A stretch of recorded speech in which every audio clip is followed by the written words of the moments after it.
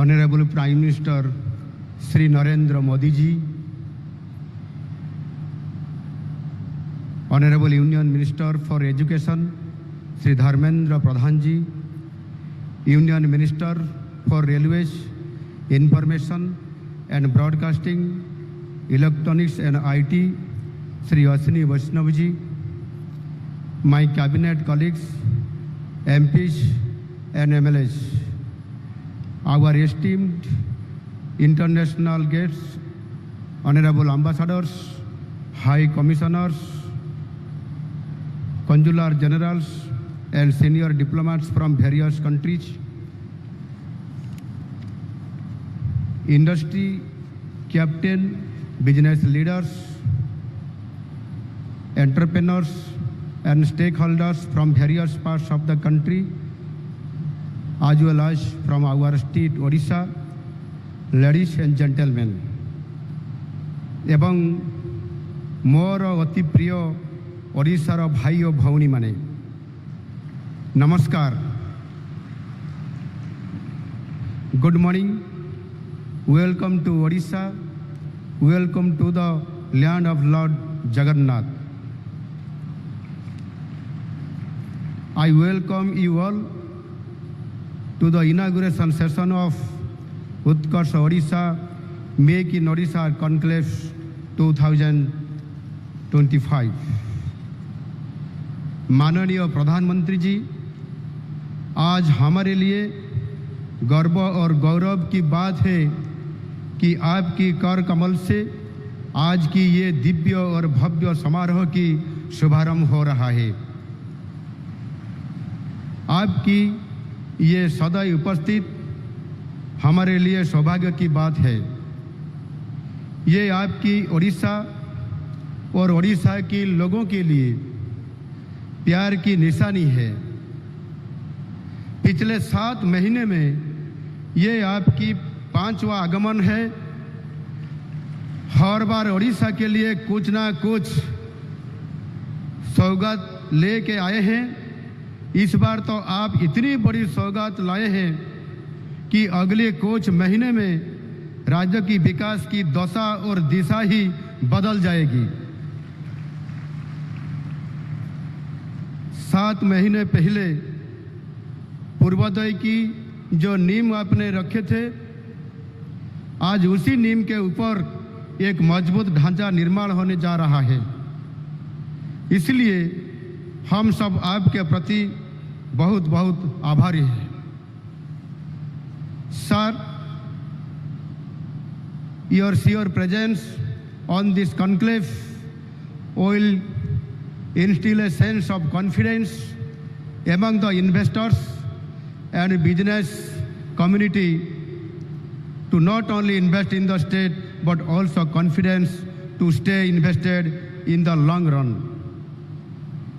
Dear guests and delegates, Odisha is not only the land of opportunities, soon it is going to be the driving engine of the country, especially in eastern India, as part of Honorable Prime Minister's vision of Purvodaya.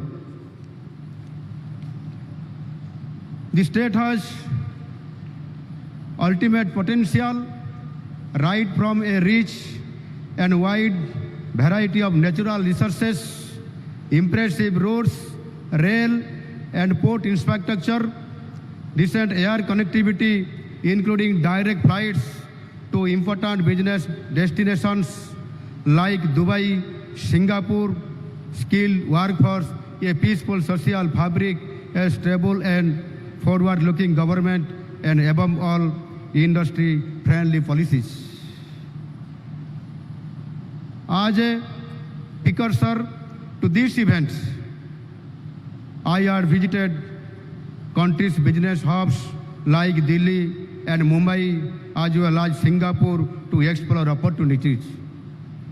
I can now see the result of that interactions and the confidence you have deposited to come and invest in Odisha. Just a week ago, we had the privilege to welcome the Honorable President of Singapore and sign 8 transformative MOUs with the leading Singaporean entities.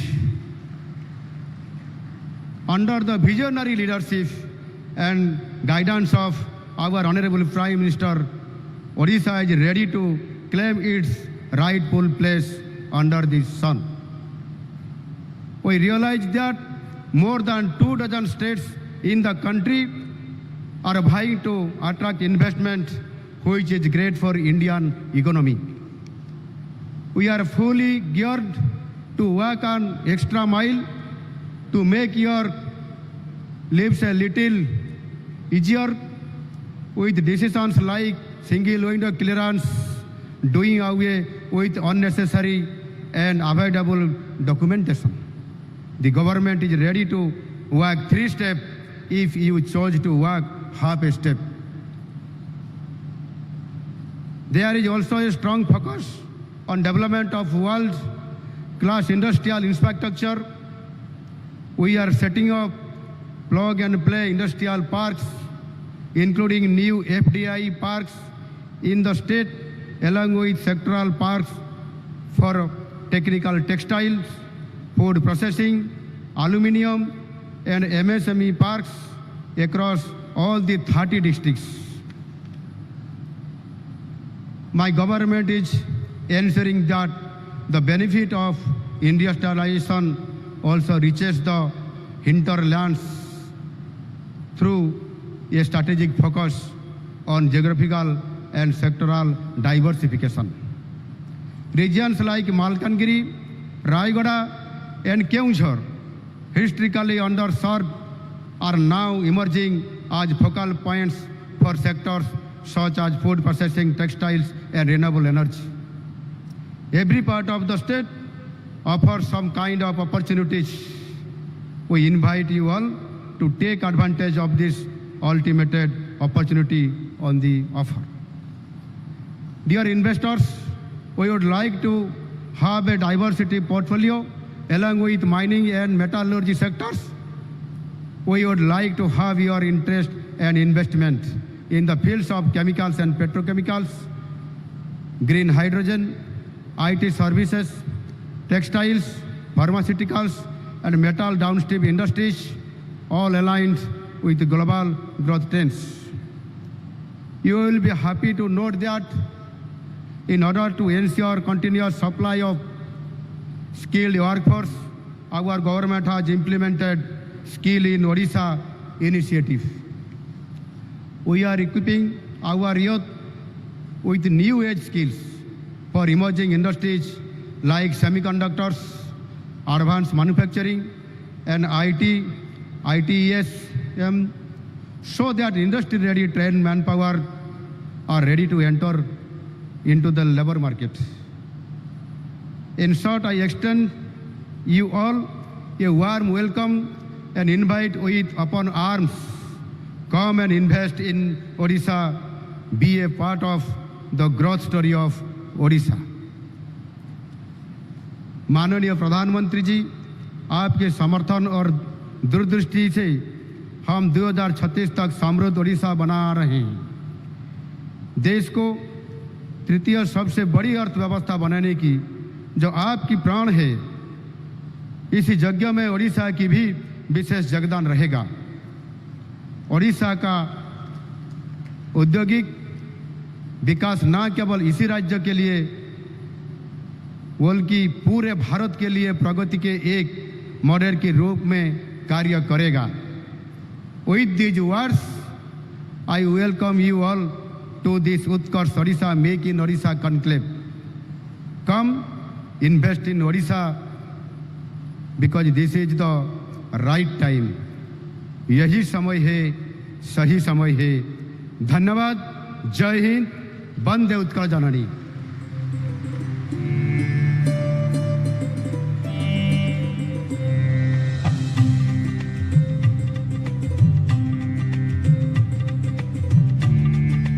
Thank you, Honorable Chief Minister, sir, for your inspiring address.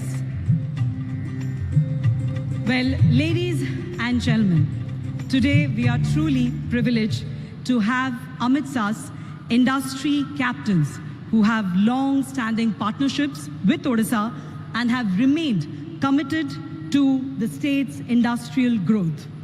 Let's hear what they have to share about Odisha's growth story.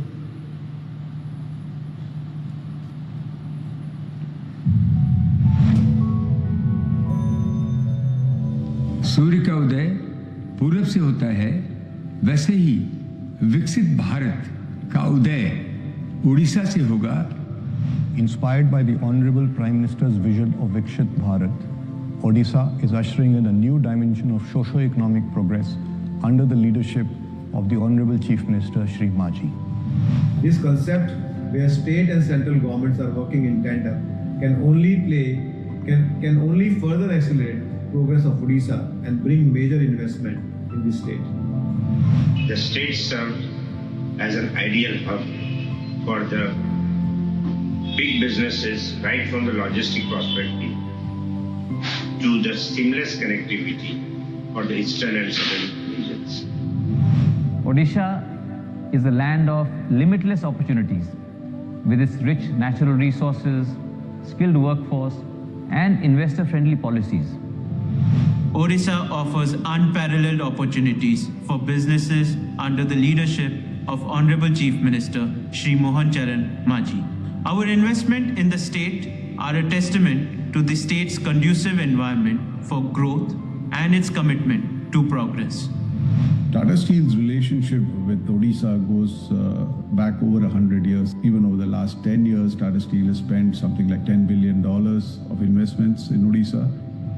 We have invested more than 54,000 crores in the state.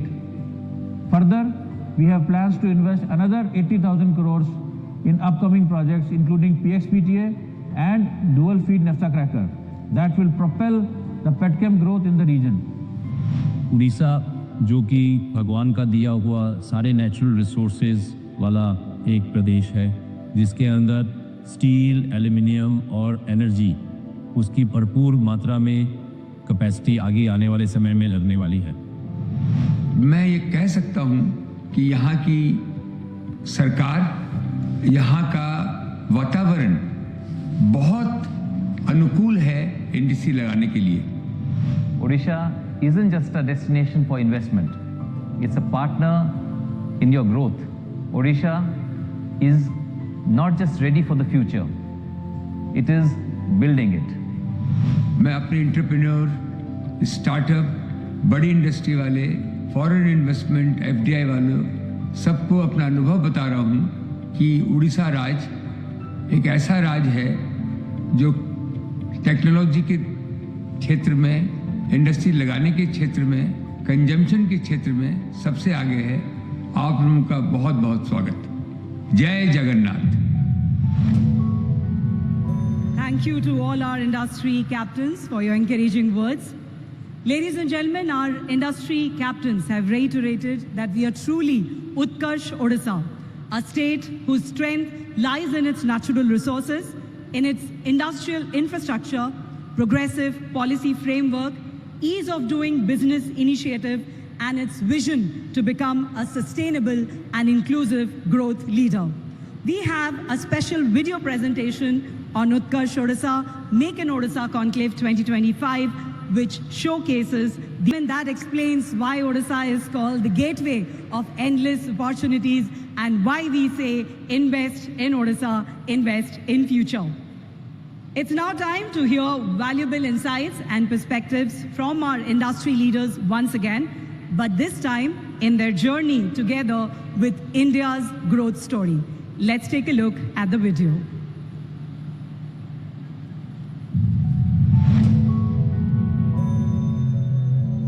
As the fastest growing major economy, we are at the heart of a global transformation. This is India's moment in history.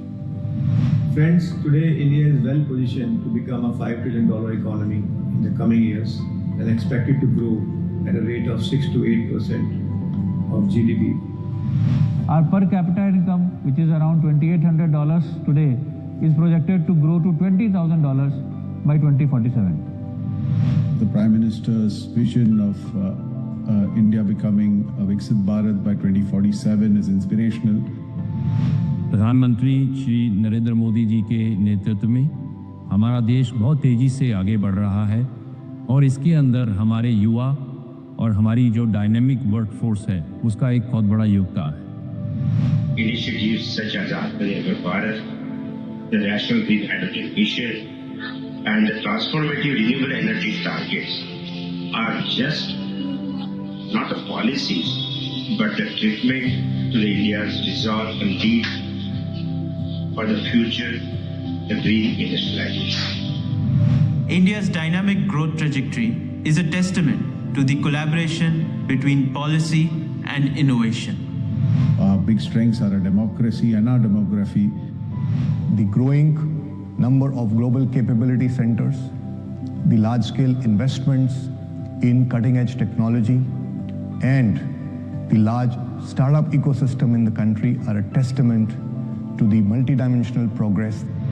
The world is also trying to move into a greener and cleaner future, and I think some of our initiatives on renewables is also something which is going to help us in this journey of Viksit Bharat. The business and industry stand committed to the shared goal of Viksit Bharat and to make India a global exemplar. Together, we are scripting the India story, one milestone at a time. Well, as shared by our industry leaders, and as we all know, ladies and gentlemen, India today is a country that the entire world looks up to under the visionary leadership of our Honorable Prime Minister Shri Narendra Modi ji.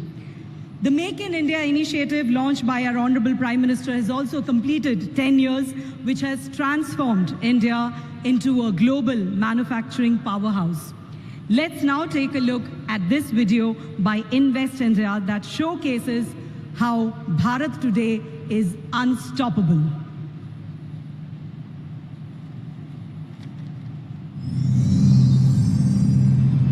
When the world looks at India, it sees the future.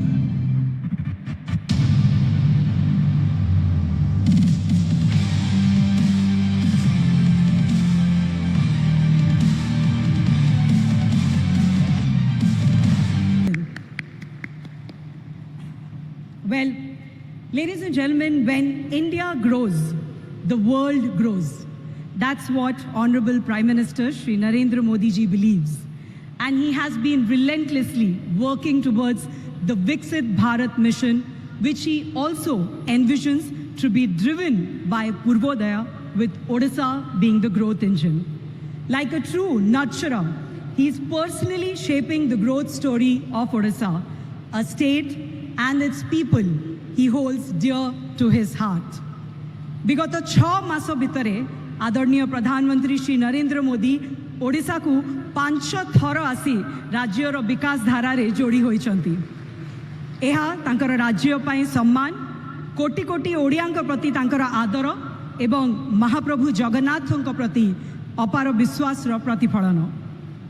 Utkarsh Odisha make in Odisha conclave देश के यशस्वी प्रधानमंत्री आदरणीय श्री नरेंद्र मोदी जी के नेतृत्व, उनकी आत्मनिर्भर और विकसित भारत की दूरदर्शी चिंताधारा का ही एक स्वरूप है, जो राज्य के औद्योगिक विकास और समृद्धि की संभावनाओं को प्रदर्शित करता है। मैं माननीय प्रधानमंत्री श्री नरेंद्र मोदी जी से विनम्र अनुरोध करूंगी, इस अवसर पर अपने विचारों से, अपने संबोधन से हम सबका मार्गदर्शक करें। जोरदार तालियों के साथ स्वागत करते हैं यशस्वी प्रधानमंत्री आदरणीय नरेंद्र मोदी जी।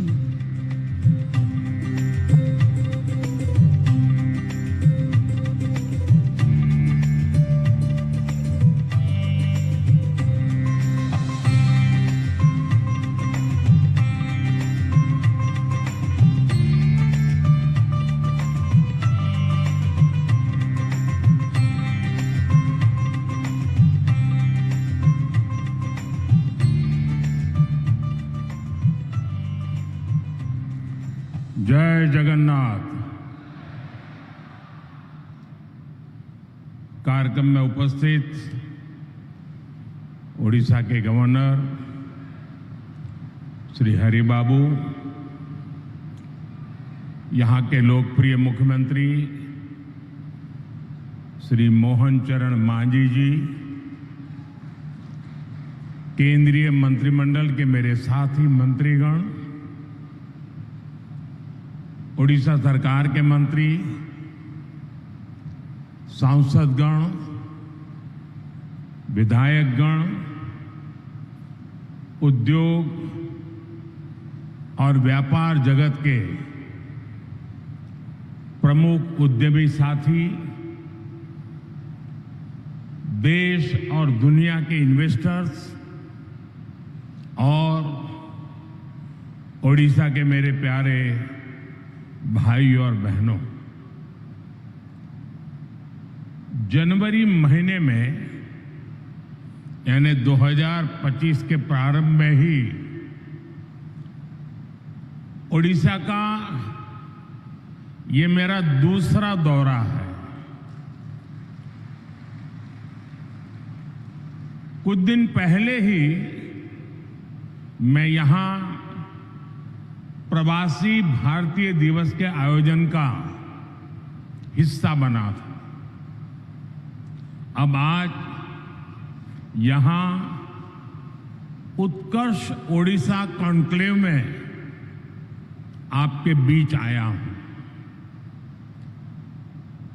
मुझे बताया गया है कि ये उड़ीसा में अब तक की सबसे बड़ी बिजनेस समिट है।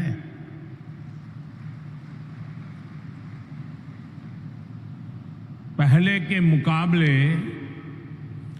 5-6 गुना ज्यादा इन्वेस्टर्स इसमें पार्टिसिपेट कर रहे हैं। मैं उड़ीसा के लोगों को, उड़ीसा सरकार को इस शानदार आयोजन के लिए बहुत बहुत बधाई देता हूं। आप सभी का इस आयोजन में अभिनंदन करता हूं। साथियों, मैं पूर्वी भारत को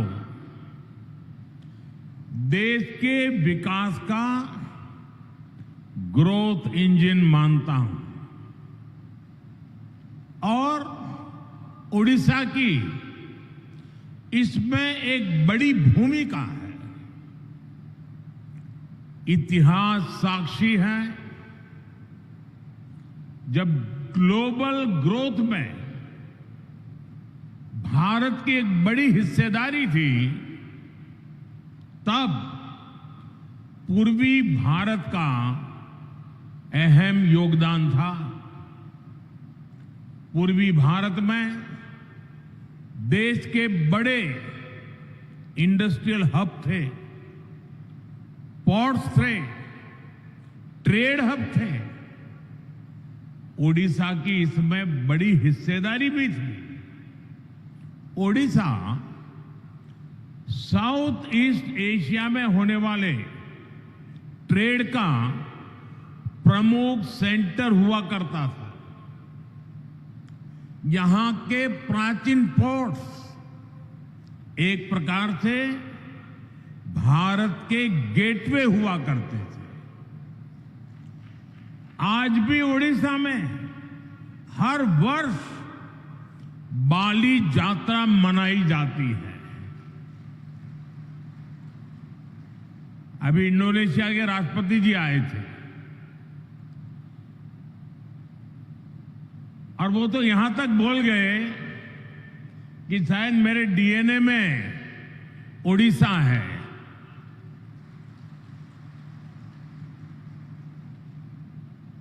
साथियों, ये ओडिशा उस लेगेसी को सेलिब्रेट करती है जो ओडिशा को साउथ ईस्ट एशिया से जोड़ती है। अब 21वीं सदी में ओडिशा अपनी उस गौरवशाली विरासत को फिर से रिवाइव करने में जुट गया है। हाल में ही सिंगापुर के प्रेसिडेंट ओडिशा होकर गए हैं। सिंगापुर ओडिशा के साथ संबंधों को लेकर बहुत ही उत्साहित है। आसियान देशों ने भी ओडिशा के साथ ट्रेड और ट्रेडिशन के कनेक्ट को मजबूती देने में दिलचस्पी दिखाई है। आज इस क्षेत्र में संभावनाओं के इतने द्वार खुल रहे हैं जितने आजादी के बाद पहले कभी नहीं खुले। मैं यहां उपस्थित हर इन्वेस्टर्स का आह्वान करूंगा और हमारे मुख्यमंत्री जी ने जो बात कही मैं इसको दोहराना चाहूंगा। यही समय है, सही समय है। ओडिशा की इस विकास यात्रा में आपका निवेश आपको सफलता की नई बुलंदियों पर पहुंचाएगा और ये मोदी की गारंटी है।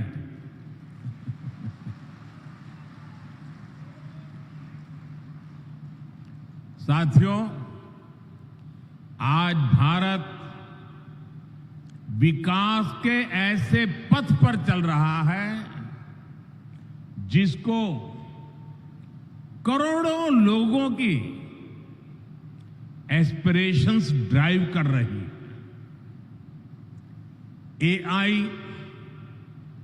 एआई का युग है।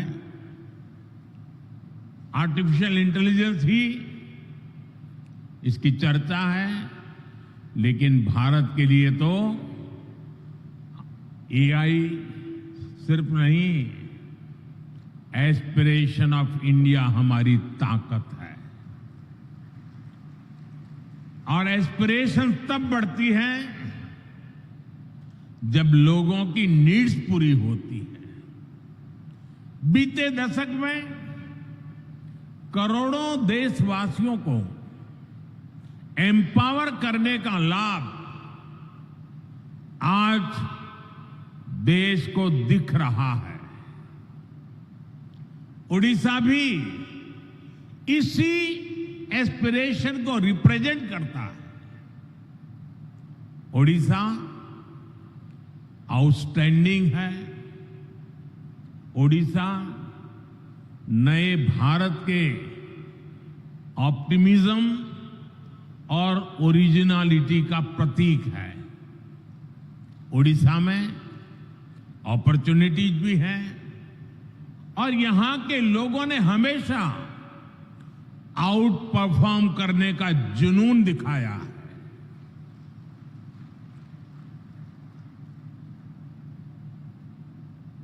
मैंने गुजरात में ओडिशा से आने वाले साथियों के कौशल, उनकी मेहनत, उनकी ईमानदारी को खुद अनुभव किया है। इसलिए आज जब ओडिशा में नए अवसर बन रहे हैं तो मेरा पक्का विश्वास है ओडिशा बहुत जल्द विकास की उस ऊंचाई पर पहुंचेगा जहां पहुंचने की किसी ने कल्पना तक नहीं की है। मुझे खुशी है कि मुख्यमंत्री मोहन चरण मांझी जी की पूरी टीम उड़ीसा के विकास को तेज गति देने में जुटी है। Food processing, petrochemical, port-lead development, fisheries, IT, edutech, textile, tourism, mining, green energy, ऐसी हर इंडस्ट्री में उड़ीसा भारत के लीडिंग राज्यों में से एक बन रहा है। साथियों, भारत आज बहुत तेज गति से दुनिया की तीसरी बड़ी इकोनॉमी बनने की तरफ आगे बढ़ रहा है। $5 ट्रिलियन इकोनॉमी का पड़ाव भी अब ज्यादा दूर नहीं है। बीते दशक में मैन्युफैक्चरिंग में भी भारत की ताकत सामने आने लगी है। अब भारत की इकोनॉमी के विस्तार के दो बड़े पिलर हैं। एक हमारा इनोवेटिव सर्विस सेक्टर और दूसरा भारत के क्वालिटी प्रोडक्ट्स। देश की तेज प्रगति सिर्फ रॉ मटेरियल के एक्सपोर्ट पर संभव नहीं है। इसलिए हम पूरे इकोसिस्टम को बदल रहे हैं, नए विजन के साथ काम कर रहे हैं। यहां से मिनरल निकले और फिर एक्सपोर्ट होकर के दुनिया के किसी देश में पहुंचे, वहां पर वैल्यू एडिशन हो, कोई नया प्रोडक्ट बने और फिर वो प्रोडक्ट भारत में वापस आए। ये ट्रेंड मोदी को मंजूर नहीं है।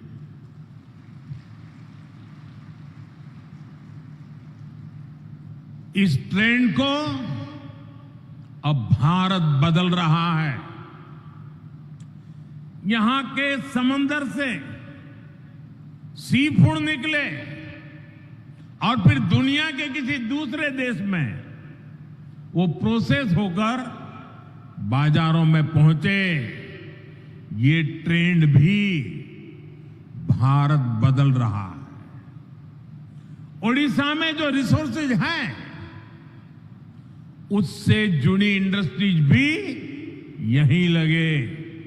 इस दिशा में हमारी सरकार काम कर रही है।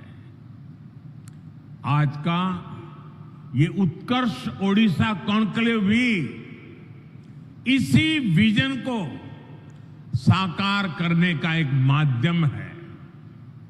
साथियों, आज दुनिया सस्टेनेबल लाइफस्टाइल की बात कर रही है, ग्रीन फ्यूचर की तरफ बढ़ रही है। आज ग्रीन जॉब की संभावनाएं भी बहुत बढ़ रही है। हमें समय की जरूरतों और डिमांड के हिसाब से खुद को बदलना है, उसके हिसाब से ढालना है। इसी सोच के साथ ही भारत ग्रीन फ्यूचर पर, ग्रीन टेक पर इतना फोकस कर रहा है। सोलर हो, विंड हो, हाइड्रो हो, ग्रीन हाइड्रोजन हो, ये विकसित भारत की एनर्जी सिक्योरिटी को पावर करने वाले हैं। इसके लिए उड़ीसा में बहुत सारी संभावनाएं हैं।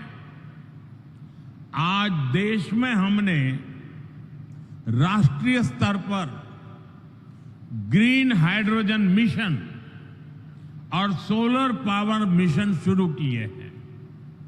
उड़ीसा में भी रिन्यूएबल एनर्जी से जुड़ी इंडस्ट्री को प्रमोट करने के लिए बड़े पॉलिसी डिसीजंस हो रहे हैं। हाइड्रोजन एनर्जी के प्रोडक्शन के लिए भी यहां काफी सारे कदम उठाए जा रहे हैं। साथियों, ग्रीन एनर्जी के साथ साथ उड़ीसा में पेट्रो और पेट्रोकेमिकल सेक्टर के विस्तार के लिए भी इनिशिएटिव लिए जा रहे हैं। पारादीप और गोपालपुर में डेडिकेटेड इंडस्ट्रियल पार्क्स और इन्वेस्टमेंट रीजन्स बन रहे हैं। इस सेक्टर में भी इन्वेस्टमेंट के लिए बहुत अधिक संभावनाएं हैं। मैं उड़ीसा सरकार को बधाई दूंगा कि उड़ीसा के अलग अलग रीजन की संभावनाओं को देखते हुए वो तेजी से निर्णय ले रही है, नया इकोसिस्टम विकसित कर रही है। साथियों, 21वीं सदी के भारत के लिए ये दौर कनेक्टेड इंफ्रास्ट्रक्चर का है, मल्टी मॉडल कनेक्टिविटी का है।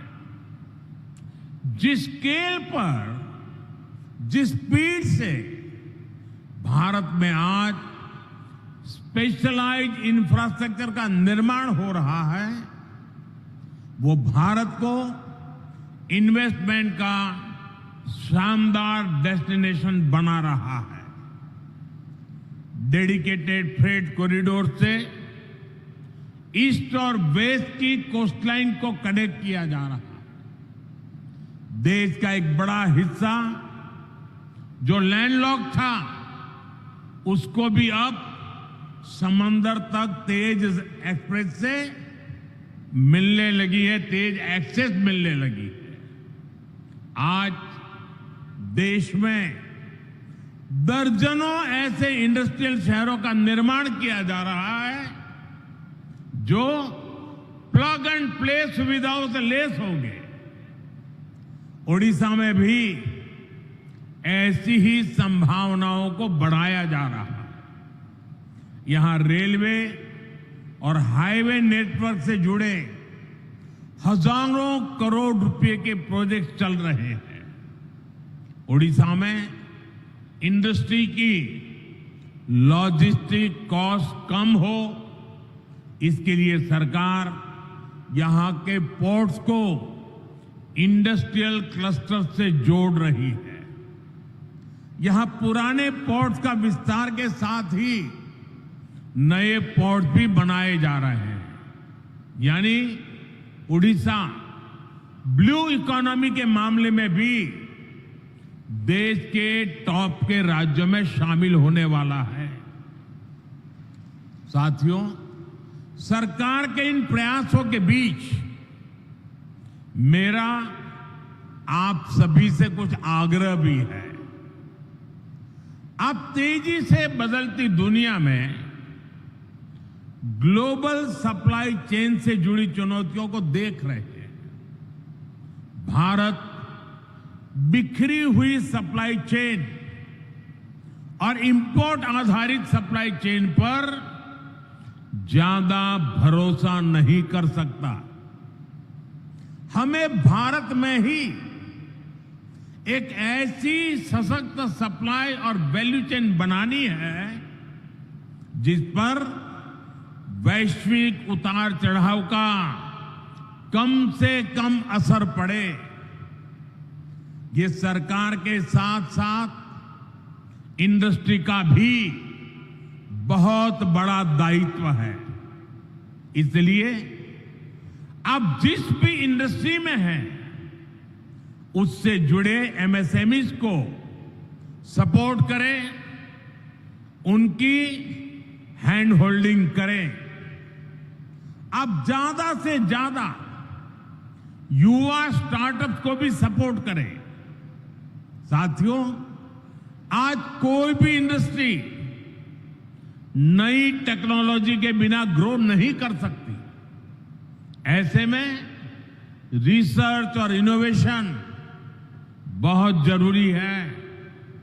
सरकार देश में रिसर्च से जुड़ा एक बहुत वाइब्रेंट इकोसिस्टम बना रहा है। इसके लिए एक स्पेशल फंड भी बनाया गया है। इंटर्नशिप और स्किल डेवलपमेंट के लिए एक स्पेशल पैकेज घोषित किया गया है। इसमें भी इंडस्ट्री खुलकर आगे आए, सरकार के साथ मिलकर काम करे, ये सभी की अपेक्षा है। जितना बड़ा और बेहतरीन भारत का रिसर्च इकोसिस्टम होगा, स्किल्ड यंग पूल होगा, हमारी इंडस्ट्री को इससे सीधा फायदा होगा। मैं इंडस्ट्री के सभी साथियों, ओडिशा सरकार से कहूंगा कि आप सभी मिलकर यहां एक आधुनिक इकोसिस्टम का निर्माण करें। एक ऐसा इकोसिस्टम जो ओडिशा के एस्पिरेशन के साथ चले, यहां के नौजवानों को नए मौके दे। इससे ओडिशा के नौजवानों को यहां पर ही जॉब्स के ज्यादा से ज्यादा अवसर मिलेंगे। ओडिशा समृद्ध होगा, ओडिशा सशक्त होगा, ओडिशा का उत्कर्ष होगा। साथियों, आप सभी दुनिया भर में जाते हैं, दुनिया भर के लोगों से मिलते हैं। आज दुनिया में भारत को जानने समझने की उत्सुकता आप चारों तरफ अनुभव करते हैं। भारत को समझने के लिए ओडिशा एक बेहतरीन डेस्टिनेशन है। यहां हजारों वर्ष की हमारी हेरिटेज है, हिस्ट्री है। आस्था, आध्यात्म, घने जंगल, पहाड़, समंदर, हर चीज के दर्शन एक ही जगह पर होते हैं। ये राज्य विकास और विरासत का अद्भुत मॉडल है। इसी भाव के साथ ही हमने G20 के कल्चर से जुड़े इवेंट उड़ीसा में रखे थे। कोणार्क सन टेम्पल के चक्र को हमने G20 के मेन इवेंट का हिस्सा बनाया था। उत्कर्ष ओडिशा में हमें ओडिशा के इस टूरिज्म पोटेंशियल को भी एक्सप्लोर करना है। यहां की 500 किलोमीटर से लंबी कोस्टलाइन, 33% से ज्यादा का forest cover, eco tourism, adventure tourism की अनंत संभावनाएं आपका इंतजार कर रही है। आज भारत का फोकस है वेट इन इंडिया। आज भारत का मंत्र है हील इन इंडिया। और इसके लिए ओडिशा का नेचर, यहां की प्राकृतिक सुंदरता बहुत मददगार है। साथियों, आज भारत में कॉन्फ्रेंस टूरिज्म का भी बहुत पोटेंशियल बन रहा है। दिल्ली में भारत मंडपम और यशोभूमि जैसे वेन्यू, इसके बड़े सेंटर बन रहे हैं। भुवनेश्वर में भी बहुत बढ़िया कन्वेंशन सेंटर का लाभ मिल सकता है। इसी से जुड़ा एक और नया सेक्टर कंसर्ट इकोनॉमी का है। जिस देश में म्यूजिक, डांस, स्टोरी टेलिंग की इतनी समृद्ध विरासत है, जहां युवाओं का इतना बड़ा पूल है जो कंसर्ट्स का बहुत बड़ा कंज्यूमर है, वहां कंसर्ट इकोनॉमी के लिए अनेक संभावनाएं हैं। आप देख रहे हैं कि बीते 10 सालों में लाइव इवेंट्स का चलन और डिमांड दोनों बढ़े हैं। पिछले कुछ दिनों में आपने मुंबई और अहमदाबाद में हुए कोल्ड प्ले कॉन्सर्ट की शानदार तस्वीरें देखी होगी। ये इस बात का प्रमाण है कि लाइव कंसर्ट्स के लिए भारत में कितना स्कोप है। दुनिया के बड़े बड़े कलाकार, बड़े बड़े आर्टिस्ट भी भारत की तरफ आकर्षित हो रहे हैं। कंसर्ट इकोनॉमी से टूरिज्म भी बढ़ता है और बड़ी संख्या में जॉब्स क्रिएट होती है। मेरा राज्यों से, प्राइवेट सेक्टर से आग्रह है कि कंसर्ट इकोनॉमी के लिए जरूरी इंफ्रास्ट्रक्चर पर फोकस करें, जरूरी स्किल्स पर फोकस करें। इवेंट मैनेजमेंट हो, आर्टिस्ट की ग्रूमिंग हो, सिक्योरिटी और दूसरे इंतजाम हो, इन सभी में नई संभावनाएं बन रही है। साथियों, अगले महीने ही भारत में पहली बार वर्ल्ड ऑडियो विजुअल समिट यानी वेव्स होने वाली है। यह भी एक बहुत बड़ा आयोजन होगा। ये भारत की क्रिएटिव पावर को दुनिया में नई पहचान दिलाएगा। राज्यों में इस तरह के इवेंट से भी जो रेवेन्यू जनरेट होता है, जो परसेप्शन बनता है, वो भी इकोनॉमी को आगे बढ़ाता है। और ओडिशा में भी इसकी बहुत संभावनाएं हैं। साथियों, विकसित भारत के निर्माण में ओडिशा की बड़ी भूमिका है। ओडिशा वासियों ने समृद्ध ओडिशा के निर्माण का संकल्प लिया है। इस संकल्प की सिद्धि के लिए केंद्र सरकार की तरफ से हर संभव सहयोग मिल रहा है। ओडिशा के प्रति मेरा स्नेह आप सब भली भांति जानते हैं। प्रधानमंत्री के तौर पर ही मैं यहां करीब करीब 30 बार आ चुका हूं। आजादी से अब तक जितने प्रधानमंत्री होंगे वो सब मिलाकर के जितनी बार आए होंगे उससे मैं ज्यादा बार ओडिशा आया हूं। ये आपका प्यार है। यहां के ज्यादातर जिलों में जा चुका हूं।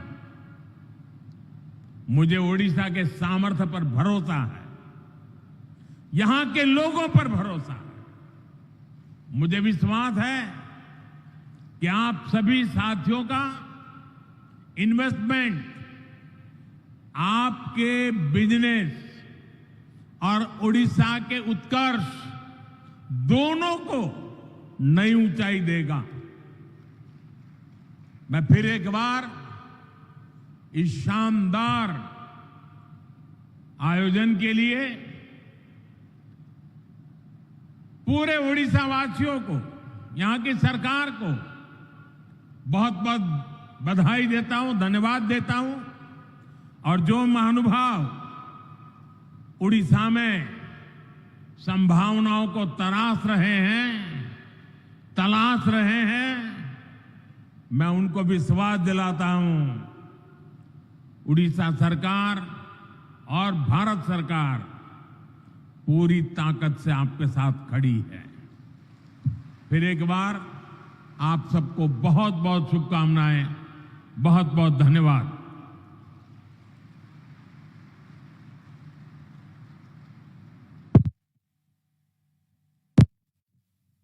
जदि आपण मानकु आम वीडियो भल लगी थाए ताहले आम चैनल को लाइक, शेयर और सब्सक्राइब करने को भूलिबेनि।